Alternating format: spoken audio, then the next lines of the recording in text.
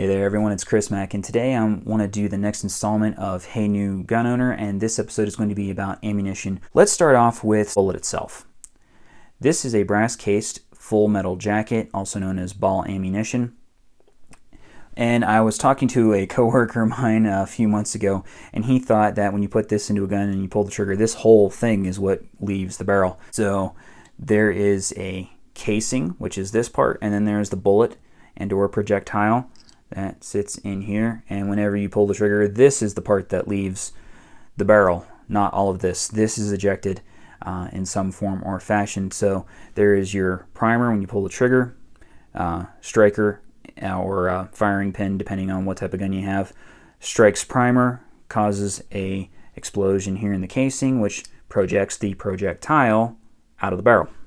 Okay, so there's the down and dirty on what a bullet is and how it works. Next, let's talk about casings. So this one is brass. This one here is steel. They do have aluminum ones. I don't have any on hand right now. And then for defense ammo, you'll have stuff that is nickel plated. But also, not to get confused as well, there are some brass cased ammunition that is good for defense rounds. So you can find some brass case hollow points out there as well. So that's not to say that all brass is not for defense.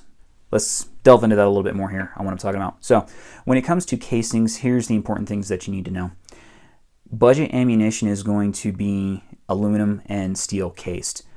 Those are going to be more so for using at the range, not for defense. Here's why. Budget ammo doesn't quite get the quality control that other types of ammunition get. So because of that, you can get light primer strikes, you can get where they fail to go off at all, you can have jams and things like that. But all in all, is steel and aluminum cased bad ammunition? No. I actually really like Tula is a brand that does steel. This is pretty much the only type of ball ammunition that I can find for my Makarov. All of that being said, aluminum has a little bit of a smell to it. If you want some more details on that, I'll link a video below where I did a 9mm budget ammo review on different types of ammunition and how they function in different firearms. So my thoughts on aluminum are there. Steel ammunition is a little bit dirtier generally, so you have to clean your gun more often whenever you shoot steel-cased ammunition. Now on to brass. Brass is kind of like the gold standard for range ammo. One, because generally brass case ammo is a little bit cleaner than your steel, definitely. But then secondly, this can also be reloaded for those who are interested in reloading. And then last but not least, whenever it comes to casings, a lot of your specifically designed for defense ammo will be nickel plated, and that's so that way you can see the casings a little bit better, because depending on what firearm that you have, there are little ports and spots that you can look down into, so that way you don't have to press check. That's a whole other talk, unless you want to press check, and again, that's a whole other talk, but you can see through those little ports because these will show up a little bit better. Let's talk about the actual types of ammunition themselves. So, as I said, this one here being completely rounded at the top, a lot of us will call this ball ammo, but long story short, this is considered full metal jacket. Now, the thing about full metal jacket is, one, this is typically going to be your range ammo because it's a little bit cheaper. However, not necessarily. Could you use this for defense? Yes. Would I recommend it? No. Here's why.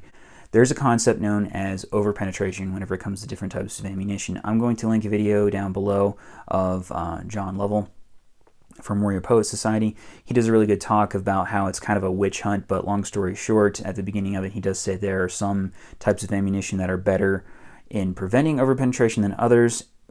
And what he means by that is that you won't get overpenetration as much with something like a hollow point or other defense rounds as you would with ball ammo. So could you use this for defense? Yes. Do I recommend it? Nah, not really. But again, also highly recommend check out that video for the rest of the information on overpenetration. Next, you have hollow points. So a hollow point, as you can see, is hollow inside. And the purpose behind that is that whenever you're shooting at a human being, for this being a defense round, that this is going to mushroom out. Let's get a picture here. it's going to mushroom out like this and create a lot more damage to the person you're shooting at, because that's the whole point behind a defense round. You wanting to cause damage to stop them from trying to harm you. Last but not least, whenever it comes to different types of ammunition here, this one is a critical duty round. Now, this is kind of a hybrid. So it too is more or less a hollow point, but they fill it with this stuff right in here, and I have actually no idea what the heck that is. Not claiming to be an expert by any means, just this is the information that I do have for you. So it's a hybrid in the fact that it does the same thing as a hollow point, but with a hollow point, you're going to lose some velocity, because that divot there is going to catch air and it's going to slow down the bullet. This is kind of the best of both worlds of the hollow point and the full metal jacket, in the fact that you get a little bit better velocity out of this because there's no hole, but whenever it does strike the person, you still get the mushroom effect, and here's a picture of that one. You still get the mushroom effect of a hollow point. Kind of the best of both worlds. Let's talk a little bit of price here. Now, when it comes to different brands and stuff out there, I did say I didn't want to get into caliber in this video. However, from a 9mm perspective here, right now, because of everything that's going on with COVID-19 and everyone's buying up ammo, here's what you need to know. For 9mm, if you were spending over 20 cents a round, you're getting ripped off. For range ammo, okay? Because, and even then, depending on what, if you get aluminum case or some steel case, or even sometimes you can get stuff on sale, you can get a little bit cheaper. Even like 21, 22 cents a round wasn't too bad, but if you're spending 25, 30, 35, I've even seen some stuff where it's like 50 cents a round for this. It shouldn't be. Don't overspend. Whenever it comes to defense rounds, whether it be critical duty, or this is by Hornady, or this is the elite stuff from SIG. There's the Hornady. For a defense round, whether it be hollow point or this stuff, you can expect probably on average, depending on if you can find it on sale or not. Usually defense ammo comes in boxes of 20 or 25, but I would say based on like 20 rounds, for 20 rounds you're looking to spend minimum of probably about 15, 16 bucks for a box, but it's not uncommon for good defense rounds for a box of 20 to be spending $20 to $25. So defense rounds, you're looking at probably like a buck a piece, ballpark, or a little under, a little over. Just so that way you know, so that way you're not getting ripped off whenever you're going to the store or going online or wherever you're getting your ammunition from, that you're not getting gypped. But unfortunately, in these times, supply and demand, people are charging more than what they should be, and it just happens. Sorry about that. All right, well, I think that's everything concerning the ammo basics. Thanks for watching.